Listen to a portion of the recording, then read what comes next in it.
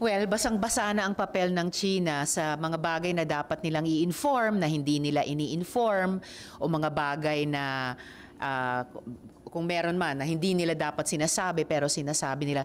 Grabe ang information warfare talaga na wini-wage ng China.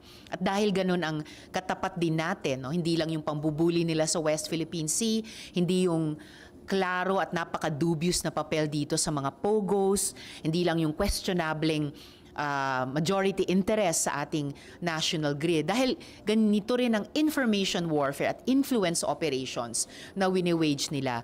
Lalong dapat nating pagpursigihan to get at the truth and to uncover what is just smoke and mirrors sa kanilang ginagawa. So kung meron talaga silang recording at kung meron talaga silang transcript, they should at the least make it available to the government, to the executive. Dahil seryosong claim na naman nila iyan ng isang, ano po yun, yung agreement, what did they call it? New model, yung sinasabi, yung pinangangalandakan na naman nilang new model dyan sa West Philippine Sea. The last I heard, the only model is under the UNCLOS. The last I heard, the only model is yung pagkapanalo natin sa Hague Tribunal. And the latest I heard, ang pinakabagong bahagi ng solo at totoong model ay yung kapapasalang namin na Maritime Zones Act.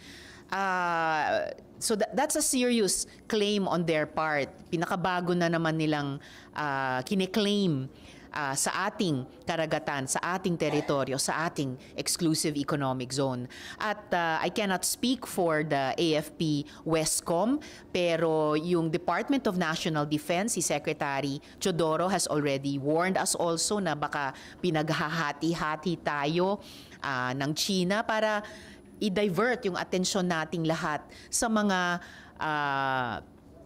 violent, aggressive at saka dangerous moves nila laban sa iba't ibang vessels at mamamayan nating mga Pilipino sa karagatan.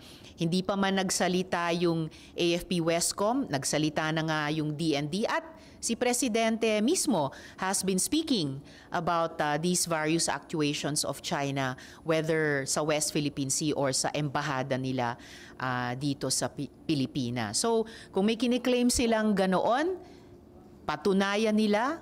And then, of course, that would become material sa inaabangan ko pang investigasyon ng resolution ko on the gentleman's agreement or agreements kung mas marami man yun na kiniklaim ng China. Na-i-refer na rin po iyon sa Committee on Foreign Relations and inaabangan ko na lang hanggat maaga sana yung pagdinig doon.